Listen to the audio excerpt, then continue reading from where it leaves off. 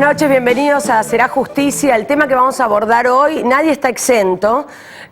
Probablemente muchos de ustedes dicen, no, este tema para mí no entra porque ya estoy casado hace 20 años, en un matrimonio totalmente estable, donde están los roles bien definidos y el patrimonio también bien definido porque, bueno, ya hay una ley al respecto.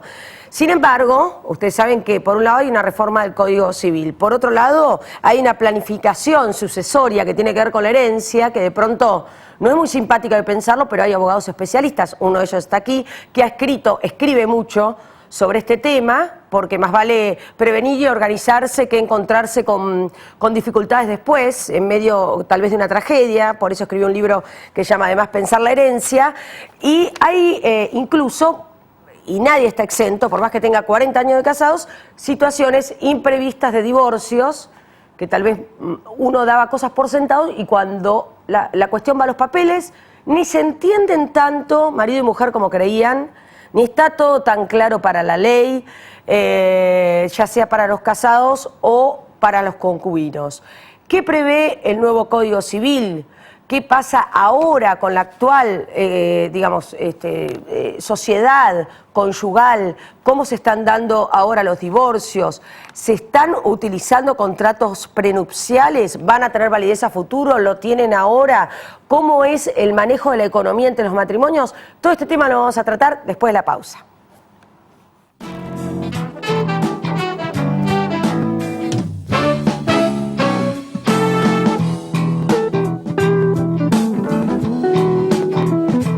El Centro Médico Montserrat, por sus servicios médicos de excelencia en diferentes especialidades, obtuvo la distinción del ITAES, el instituto que acredita garantía de calidad médica. Centro Médico Montserrat, un nivel superior en salud. Cumplimos 15 años y lo celebramos inaugurando la nueva Terminal B de Ezeiza. Con una inversión de 570 millones de pesos, continuamos construyendo el aeropuerto más moderno de América Latina. Aeropuertos Argentina 2000. Soñamos con vos. Hace poco más de 2 meses nos comprometimos con vos a mejorar el subte A. Vas a ver cambios, algunos más grandes, otros más chicos. Juntos estamos trabajando para que cada día viajes mejor. Bienvenidos todos. Cámbiate a Ospose Integral. Gana tu salud, ganas vos. Ospose Integral. Compromiso médico.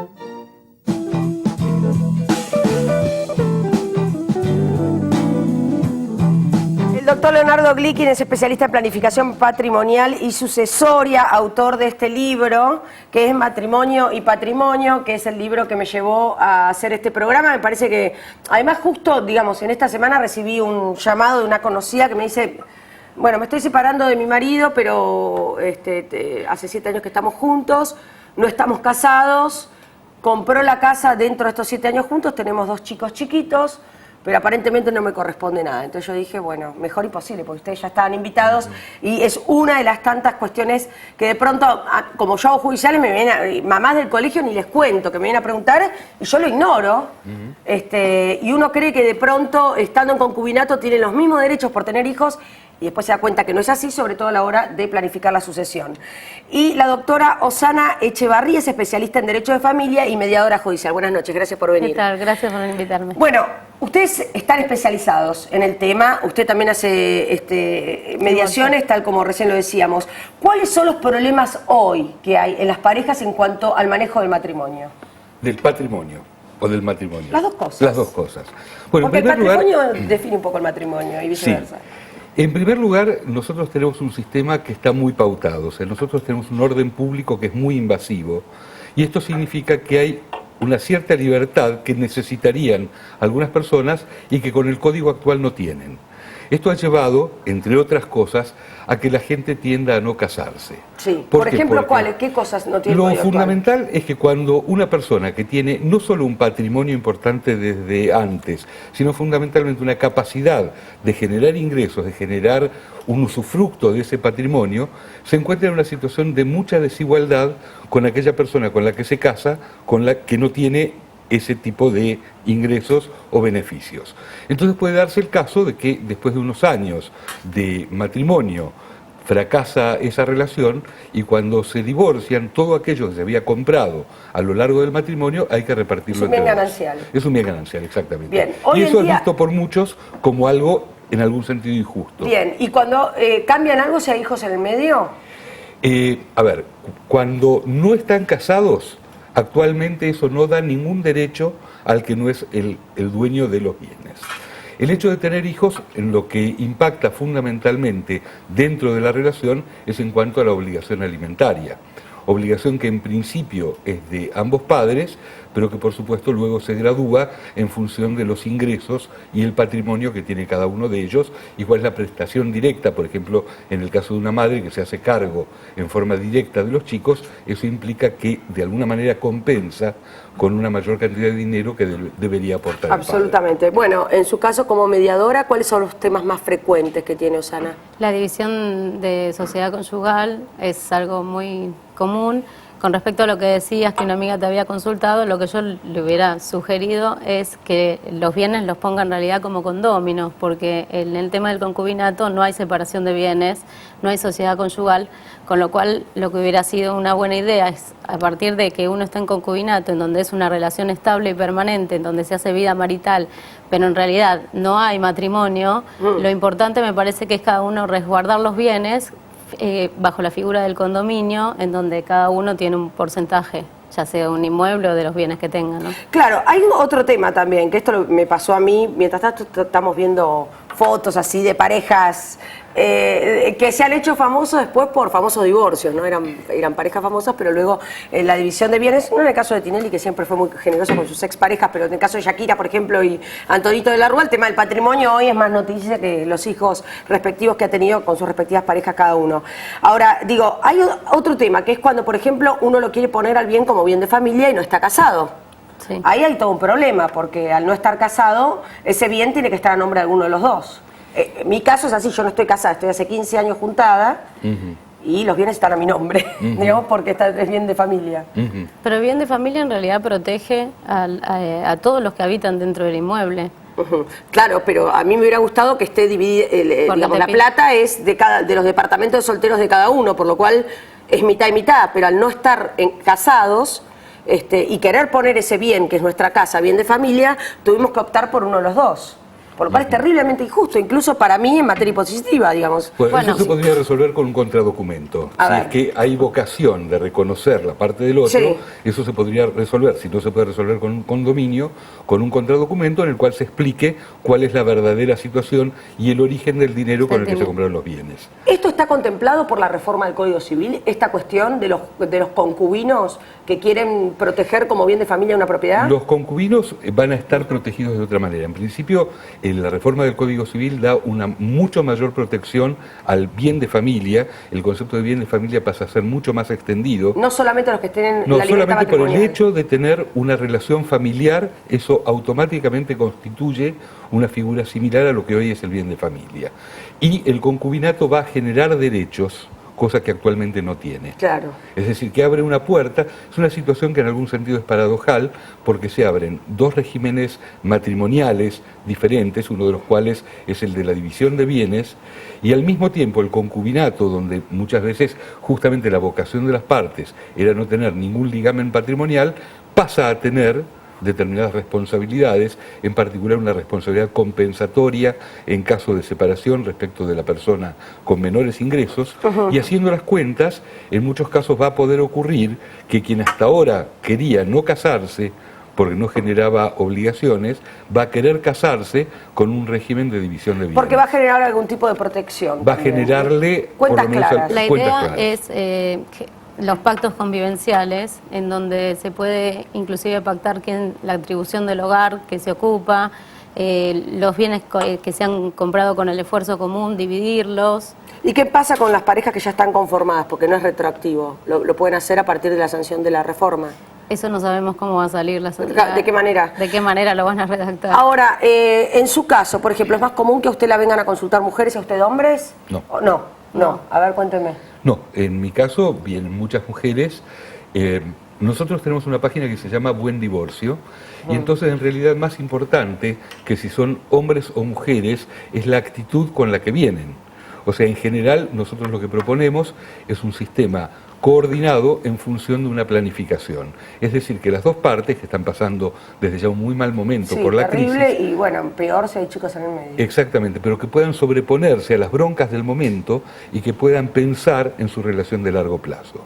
A veces el pensar en lo que, por ejemplo, en lo que puede significar tener nietos. Sí, o una sucesión. O una sucesión puede ayudar a bajar la conflictividad del presente y decir, bueno, ella o él no es mi enemigo, sino que en realidad en algunas cosas tenemos que acordar en función de poder proteger el patrimonio en común. Bueno, usted como mediadora lo debe vivir una confrontación permanente, o ve más una actitud de buen divorcio. Generalmente nosotros tendemos, yo además de mediadora soy abogada de divorcios, entonces tendemos al mutuo acuerdo, a instruir a las partes a que, sobre todo en el caso de que haya menores, lo mejor es hacer un divorcio de mutuo acuerdo y no un contradictorio, y en el caso de los bienes también ponerse de acuerdo, porque generalmente la propiedad que probablemente ocupan los nenes es la propiedad, bueno, que es objeto de, de disputa. división. Sí. Bien, y en cuanto a, justamente, recién estoy hablando de los chicos, ¿no? Me preguntaba hasta dónde puede incidir o no el tema de los hijos, hasta dónde afecta o no a la división de los bienes, hasta dónde genera más derechos el hecho de que, por ejemplo, no sé, una madre esté a cargo de los hijos, y hasta dónde la tenencia compartida también incide en la división del patrimonio. Y siempre tiene mucha más responsabilidad, sobre todo el padre que se queda con los nenes, va a tratar de proteger el patrimonio como para también proveerles a ellos un futuro mejor. ¿Cuál es la tendencia que ustedes ven? Porque hay una tendencia a la tenencia compartida en donde se reducen las obligaciones de las partes económicas. Yo vi unos pocos casos en los cuales el hombre buscaba la tenencia compartida pensando en disminuir su aporte alimentario. ¿En serio? Yo vi un montón. Yo vi pocos. Bien, ¿por qué? ¿Pero por qué? ¿Porque el hombre tiene esta cuestión más patriarcal de proteger o porque de casualidad o porque no le conviene? No sé. A ver, en los casos que lo vi porque había una intención de pagar lo menos posible, entonces decía... Yo también lo vi en eso, claro. Claro, exactamente.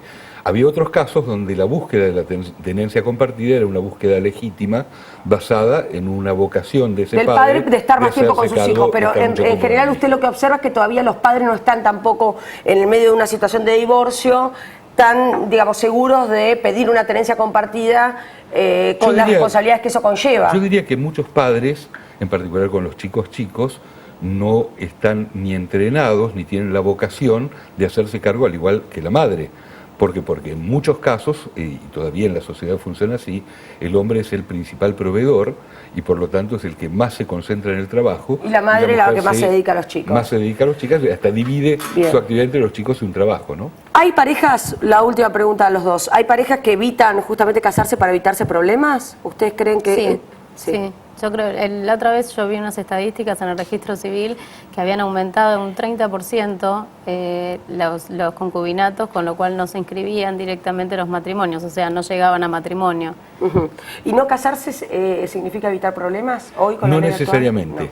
Lo que significa, en algún sentido, desde lo imaginario, es evitar un compromiso, es evitar toda la socialización de esa relación, el hacerla tan pública como implica un matrimonio, con la fiesta, con el registro civil. Patrimonialmente pública también. Claro, exactamente. ¿No? Entonces, el hecho de la convivencia sin un matrimonio es algo así como decir, bueno, esto no tiene ni un comienzo ni un fin.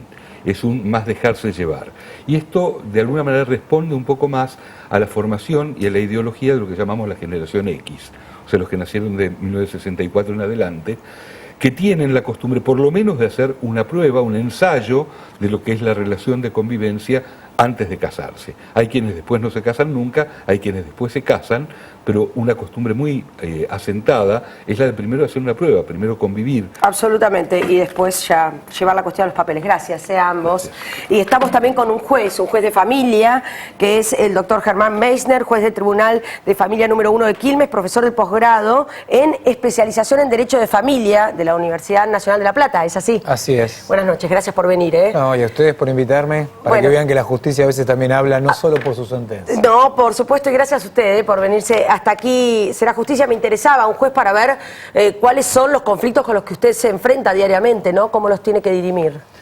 En base a esto que venimos hablando. Los colegas que me han precedido, la verdad que han hecho una descripción bastante clara de lo que es lidiar con la solución de conflictos pacífica.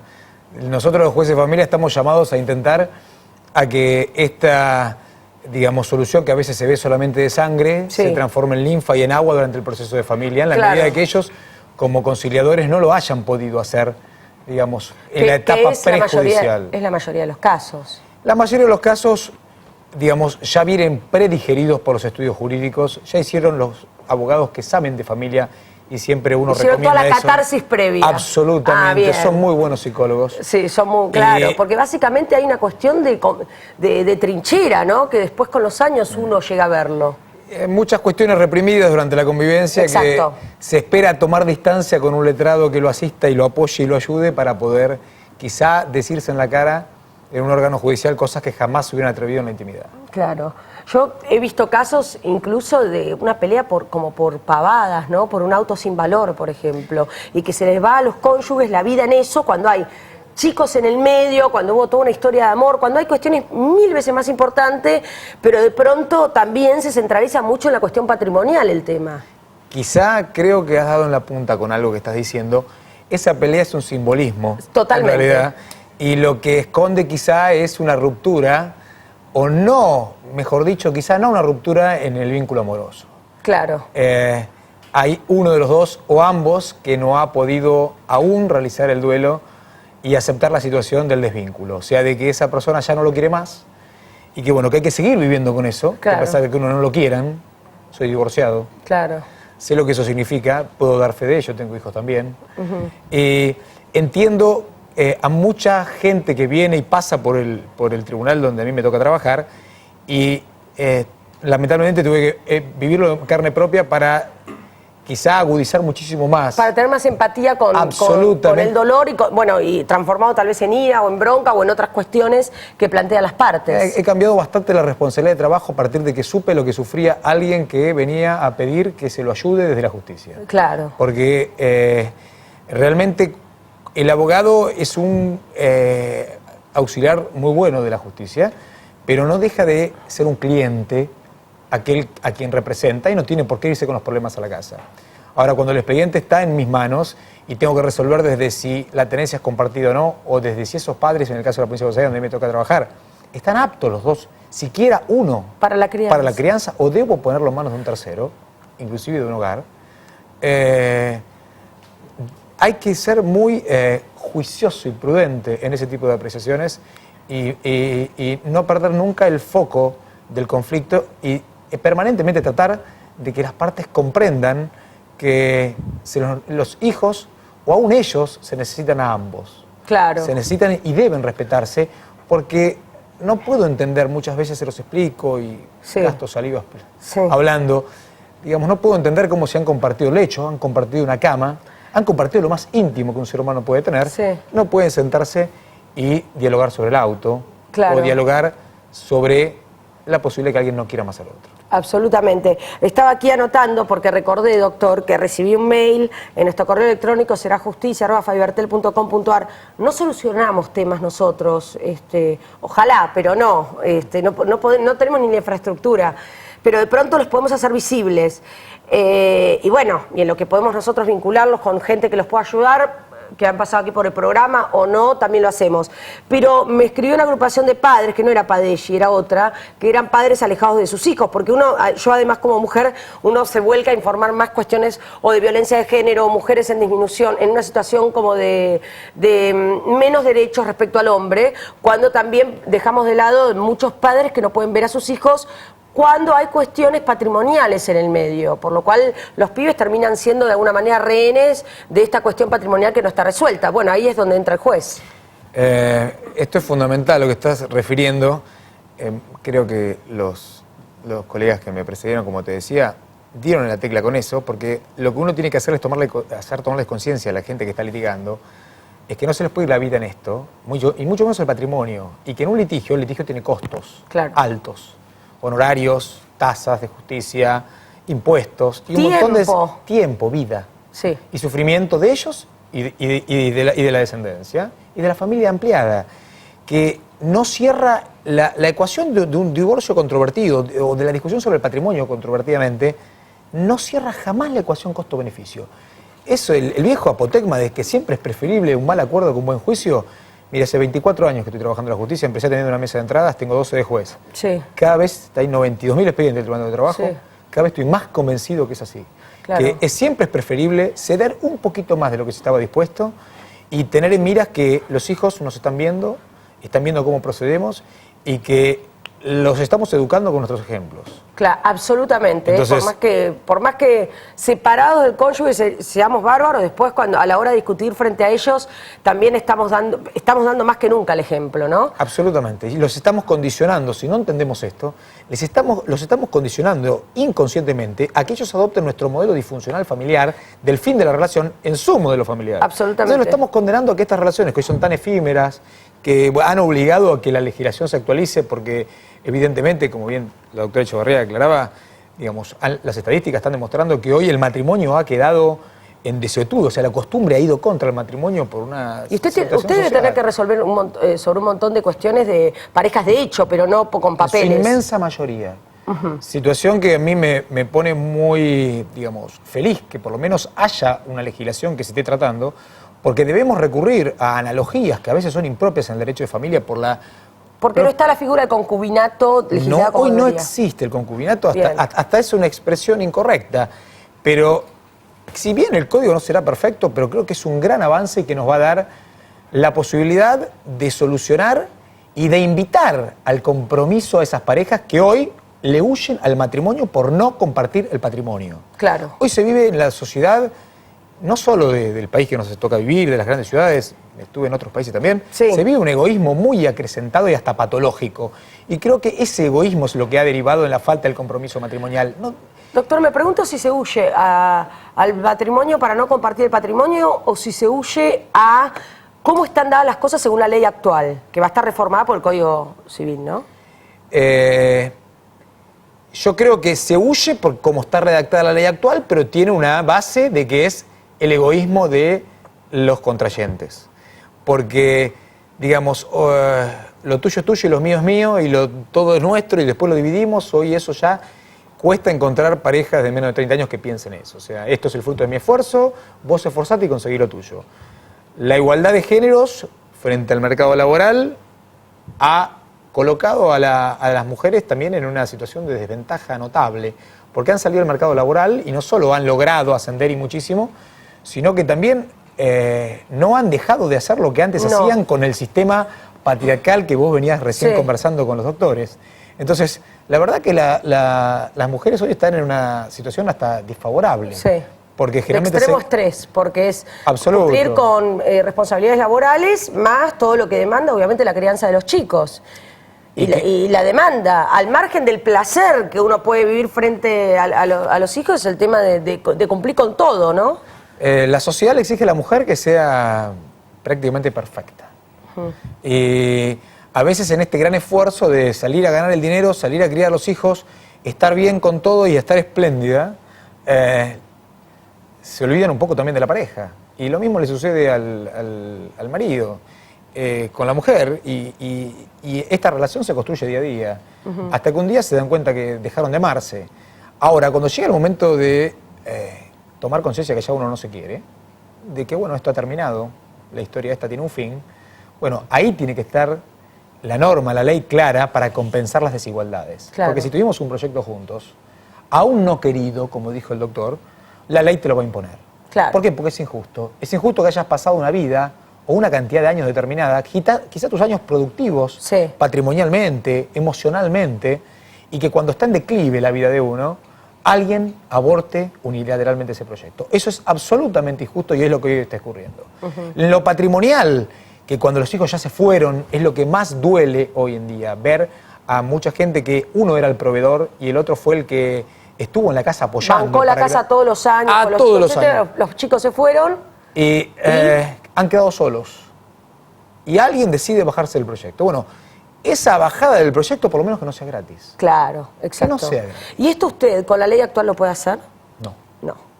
O sea No que porque la unión convivencial o el concubinato o la unión de no hecho, como la otorga quieras llamar, derechos no está ni siquiera no toca ningún tipo de derecho. No está la figura. Solamente lo que las leyes reconocen y que hoy es algunos derechos provisionales frente a la muerte de la pareja cuando se tiene más de 5 años. Exacto. Y tiene... Herencia no. No, en absoluto. Tampoco. Eso es una falsa creencia, en lo absoluto. Ni tampoco lo va a otorgar la unión convivencial. Pero sí va a otorgar, como decía el doctor Glicking, prestaciones compensatorias que no pueden ir más allá del tiempo en que haya durado el concubinato. Por ejemplo, las parejas que están juntadas por modernas, se muere uno de los cónyuges. La herencia, ¿quién pasaría? Un juez hasta que los menores, los hijos, si es que tienen hijos, tengan 18 años. Sí, en principio la madre, o el padre, quien quede su parte con hijos, Sí. serán los administradores de la persona y de los bienes de los niños. por el propio régimen de la responsabilidad parental que se va a mantener hasta los Bien, 18 años. bien. Y los herederos van a ser los hijos, sí, así es. Lo que, como decía bien el doctor Glicking, hay que tener algo bien en cuenta, que la sociedad, la ley, digamos, de bien de familia es una ley muy vieja, es del año 40 totalmente. y pico. Es de que cuando se había legislado en la época del primer gobierno de Perón, el divorcio. Sí, Que exacto, después- sí, que después se suspendió Bueno, hasta 1987. se suspendió todo eso, menos El bien tema de familia y determinadas cuestiones relativas a una ley ómnibus. Muchos temas trataba. Ahora, lo que se habla es de la protección jurídica de la vivienda familiar. Ajá. La protección, ya sea un matrimonio o ya sea una unión convivencial con más de 2 años, esa inmueble va a tener protección. Claro. Algunos más Perfecto. amplios con el matrimonio, otro un poquito menor, que no podrá ir más allá de lo que ha durado el concubinato. O la unión convivencial, que no podrá ser más de 2 años.